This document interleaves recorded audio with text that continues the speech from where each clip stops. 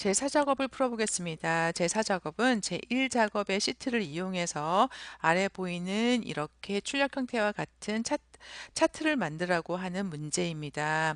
그러면 제1작업에 이렇게 있는 데이터를 이용해서 만드는데 여기 출력 형태와 똑같이 만들어야 되는 거죠. 그래서 이럴 때는 1작업에 지금 데이터가 굉장히 많이 있습니다. 그런데 이 작업에 있는 모든 숫자가 이 차트에 다 들어가 있는 게 아닙니다. 이 차트에 들어가 있는 데이터가 어떤 게 들어가 있는지 먼저 파악을 하고 제1작업에서 차트를 만들어 보겠습니다. 여기서 보면은 들어가 있는 데이터는 어떤 거냐면 시티즈 플래티넘 뭐 GOS 베이직 해가지고 제품명이 들어가 있습니다. 여기 지금 제품명이 들어가 있죠. 그리고 그 제품명의 값이 뭐가 들어가 있나요? 판매 가격과 소비 전력 값이 들어가 있습니다. 여기 주황색은 판매 가격인 거고요. 다음에 여기 파란색 꺾은 선은 소비 전력 값 두 가지가 들어가 있습니다. 그러니까 소비 전력과 판매 가격 요렇게 지금 이 차트에 들어가 있는 거는 관리번호나 수입 판매원 출시연도 물통 용량은 없고요. 여기 제품명이 들어갔고 소비 전력과 판매 가격의 데이터를 가지고 이 차트를 만들었습니다. 근데 유심히 잘 보면 지금 여기 제품명은 모두 8개가 있습니다. 그런데 지금 차트에는 지금 제품명이 몇 개가 있나요? 하나, 둘, 셋, 네 개, 5개만 있습니다. 그러면 이 제품명 중에서 이 차트에 있는 5개에만 해당하는 것만 골라서 그거에 해당하는 소비 전력과 판매 가격 데이터만 가지고 만들어야 되는 거죠. 그러면 한번 선택해 보겠습니다. 처음에 이 데이터에 있는 모든 걸 선택하는 게 아니라 제품명, 그 다음에 컨트롤 키 눌러 선택하겠습니다. 제품명 선택하고요. 그 다음 컨트롤 키 누르고 이 제품 소비 전력, 판매 가격의 데이터를 만들 건데 제품명 중에 어떤 데이터만 들어갔나요? 시티즈 플래티넘 들어갔죠. 시티즈 플래티넘, GOS 베이직. 그렇죠. 그러면 GOS 베이직 들어갔고요. 그다음 세 번째는 SN 자야민이 들어갔고요. 그 다음에 네 번째는 GOS 쉐어가 들어갔고요. 그 다음에 크리아티 스타 플러스라고 하는 그리고 싱캠 캡슐 머신 요 나머지는 들어가지 않았습니다. 제품명 중에 이렇게 5개만 들어가고 이 5개에 해당하는 소비 전력 값과 그 다음에 판매 가격 이렇게 선택이 됐습니다. 지금 회색으로 선택한 값만으로 지금 이 차트가 만들어졌기 때문에 선택 영역을 갖다가 컨트롤 키로 더하기로 해서 이렇게 선택을 하고요. 그 다음에 삽입에 가면은 여기 차트가 있습니다. 차트의 모양이 있는데 우리 문제에서는 뭐라고 했냐면 묶은 세로 막대형을 하라고 했습니다. 묶은 세로 막대형 요거 첫 번째 거죠. 항상 똑같은 유형이 나옵니다. 묶은 세로 막대형을 했더니 이렇게 차트가 만들어졌습니다. 근데 차트가 지금 어디서 만들어졌나요? 제1작업에서 만들어졌는데 차트는 제4작업으로 들어가야 됩니다. 그래서 문제의 조건을 한번 읽어보겠습니다. 우리가 지금 제1작업을 이용해서 묶은 세로 막대형을 만들었고요. 그 다음에 이 데이터 범위에서 1작업을 이용해서 만들었습니다. 그래서 그렇게 만들어진 애를 세 시트 이동을 이용해 가지고 제4작업이란 시트 이름으로 해서 옮겨주라고 했습니다. 그럼 옮겨 보겠습니다. 제1작업에 있는 이 차트를 선택을 하고요. 차트를 선택했을 때만 차트 디자인 메뉴가 나오죠. 선택이 안 됐을 땐 나오지 않습니다. 차트가 선택했을 때만 나오는 차트 디자인 메뉴에서 맨 끝에 차트 이동이 있고요. 클릭하면은 이 차트를 갖다가 워크시트 삽입하는데 제1작업을 할 거냐 물어보는데 우리는 이게 아니라 기존의 1, 2, 3이 아니라 새로운 시트를 만들어서 갈 건데 그 새로운 시트의 이름은 제4작업이라고 이렇게 이름을 넣어주고 확인을 눌러주면 지금 새로운 시트가 생기면서 거기에 차트가 들어갔습니다. 근데 지금 순서가 새로 삽입하는 건 맨 앞으로 나오죠. 그래서 4작업 다음에 1작업 순서가 거꾸로 됐습니다. 여기 문제지에 보면 맨 아래에 시트의 순서는 꼭 1, 2, 3, 4 이렇게 되라고 됐습니다. 그러면은 4작업을 갖다가 이렇게 끌고 3작업 뒤로 끌고 오겠습니다. 이렇게 뒤로 끌고 와서 순서를 바꿔주고요. 그 다음에 차트가 일단 들어갔죠. 그러면 그 다음 거 조건을 한번 해결하겠습니다. 우리가 3번까지 조건을 했고요. 그 다음에 4번 조건은 뭐냐면 이 차트의 모양을 레이아웃 3번이랑 스타일 1을 적용해서 하라고 되어 있습니다. 그러면은 여기 제4작업에 차트를 선택을 하고요. 선택했을 때만 차트 디자인 메뉴가 나오고 여기 빠른 레이아웃에 3번을 주고요. 다음 스타일은 1번을 주라고 했습니다. 스타일 1번 이렇게 지금 줬습니다.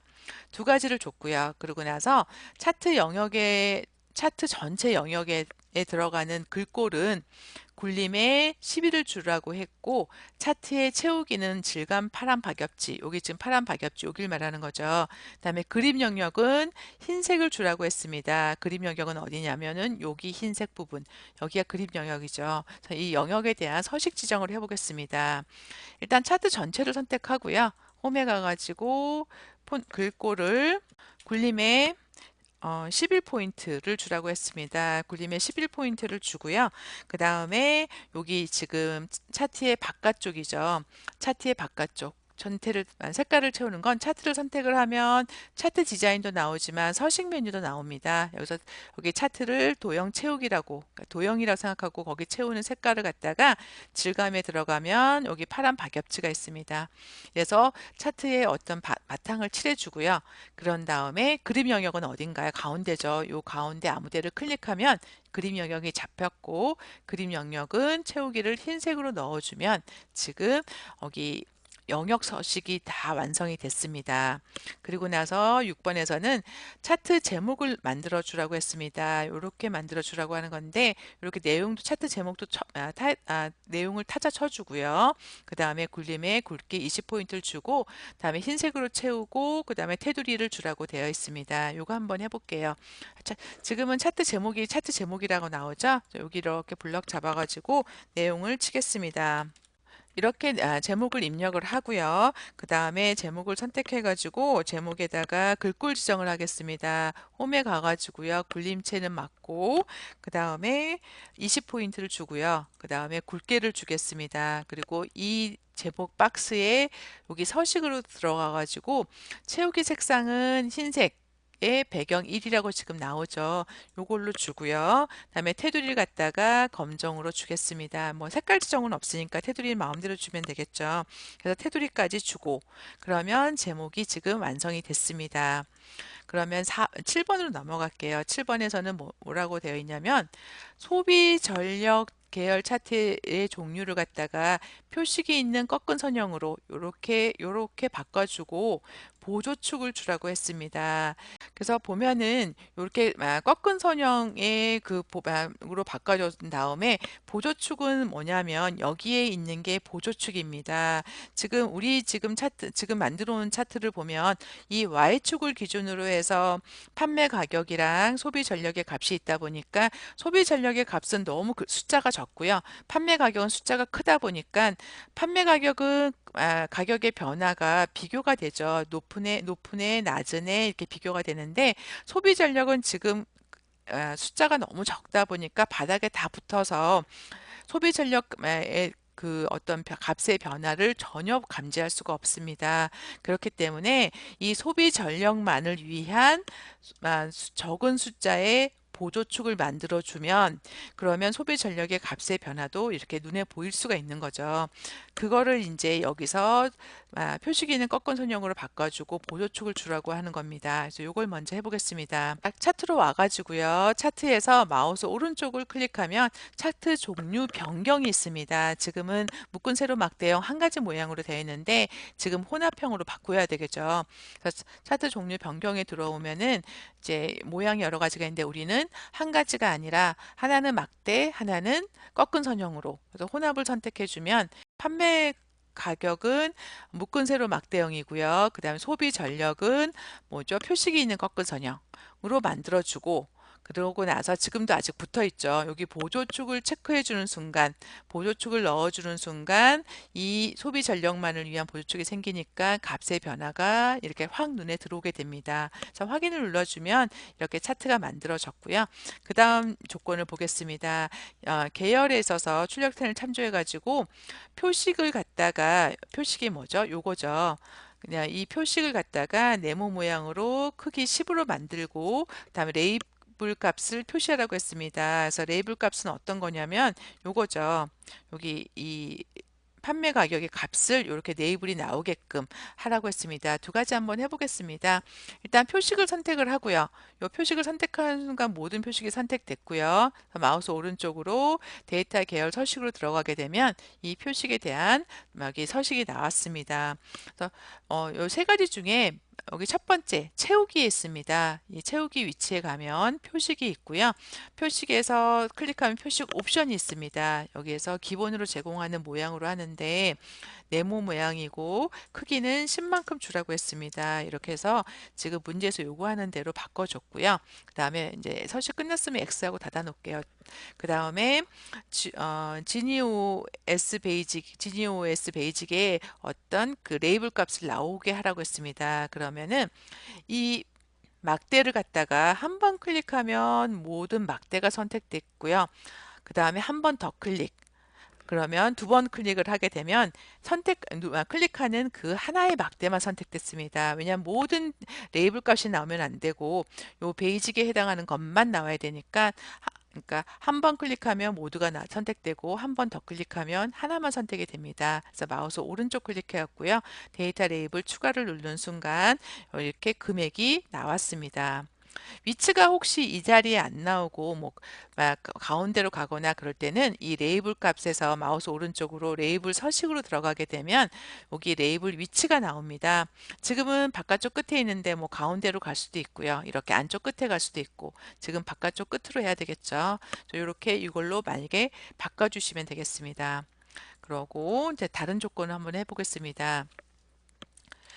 눈금선은 파선을 주라고 했습니다. 여기 지금 파선으로 되어 있죠. 우리는 직선이고 그거 바꿔주고 그다음에 축의 모양은 지금 문제지에 있는 축과 비교해서 다른 부분을 같게 만들어 주라고 했습니다. 먼저 눈금선부터 선택하겠습니다. 눈금선 선택하고요. 마우스 오른쪽 눈금선 서식에 들어가 가지고 이 채우기 선에 들어가서 보면 대시의 종류가 있습니다. 이렇게 올라가면은 얘가 파선이죠. 파선을 선택해주면 눈금선 파선으로 바뀌었고요. 그런 다음에 지금 요거 축을 비교해야 되겠죠. Y축을 비교하면 0원부터 해서 쭉쭉쭉쭉 해서 다 잘 맞고요. 그러면 보조축이 틀렸을까요? 보조축이 틀렸네요. 여기는 500원 단위로 500 단위로 되어 있는데 여기는 200 단위로 되어 있습니다. 그러면 여기 보조축을 선택을 하고 마우스 오른쪽으로 축서식에 들어가게 되면 여기 축서식 값으로 들어왔습니다. 그래서 최소값과 최대값은 지금 1800이 아니고 2000이죠. 그리고 기본의 단위가 200이 아니라 500만큼 이렇게 엔터 넣어주면 500 단위로 들어갔고요. 그다음에 여기 200만큼 들어가졌습니다. 그 다음에 법내명을 변경하라고 했습니다. 법내명이 어떻게 다르냐면 지금 출력 형태에서는 법내명이 모두 다 이렇게 한 줄로 들어가 있는데 우리가 만든 이 차트에서는 법내명이 두 줄로 들어가 있습니다. 요걸 똑같이 한 줄로 만들어 주라는 거죠. 그러면 법내를 선택하고요. 마우스 오른쪽에 가서 법내 서식으로 가는 건 아니고요. 요거는 이 법내가 나오게 해준 데이터를 바꿔줘야 됩니다. 그래서 법내를 선택하고 법내 서식이 아니라 데이터 선택으로 들어가서 데이터 창이 떴습니다. 우리 법내명은 데이터 여기 지금 반짝반짝 선택했던 데이터에서 가져올 거거든요. 그래서 소비 전력이라고 하는 글자를 선택하고 편집을 들어가서 보면 이 그 차트의 그 법내가 요 G4셀 값을 그대로 가져왔습니다. G4셀 값은 지금 두 줄로 입력되어 있잖아요. 그러면 그걸 그대로 가져오지 말고 새로 입력해 주면 됩니다. 소비 전력이라고 하고 가로 열고 W라고 넣어주고요. 이렇게 넣어주고 닫아주면 계열 이름을 그 셀 값을 가져오는 게 아니라 다시 입력을 해주고 확인을 눌러주고 그 다음에 확인을 눌러주면 이렇게 입력된 값으로 법내명이 바뀌었습니다. 그리고 나서 마지막에 9번에 가면 모서리가 둥근 사각형 설명선을 요거죠. 요거를 갖다가 삽입한 후에 요 똑같은 모양으로 내용을 입력해 주라고 했습니다. 그러면 넣어 보겠습니다. 삽입에 가면 도형이 있죠. 여기 도형에 가가지고 모서리가 둥근 설명선, 항상 이 설명선이 나오죠.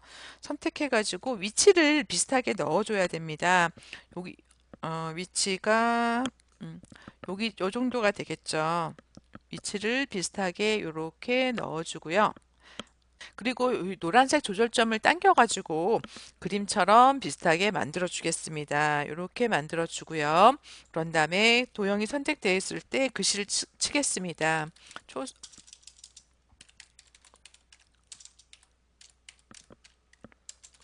이렇게 초소형 머신이라고 글자를 넣어주고 난 다음에 글꼴에 대한 지정은 전혀 없습니다. 그다음에 이 글자의 위치가 홈에 가가지고 세로로 가운데, 가로로 가운데라고 넣어주고 다음에 도형 서식에 가가지고 도형 채우기를 갖다가 지금 보면은 색깔이 하얀색으로 넣어줘야 되겠죠. 하얀색으로 넣어주고 그랬더니 글자가 흰색이었네요. 그럼 글자 색깔을 갖다가 검정으로 넣어주고 이렇게 하면은 지금 글자가 만들어졌습니다.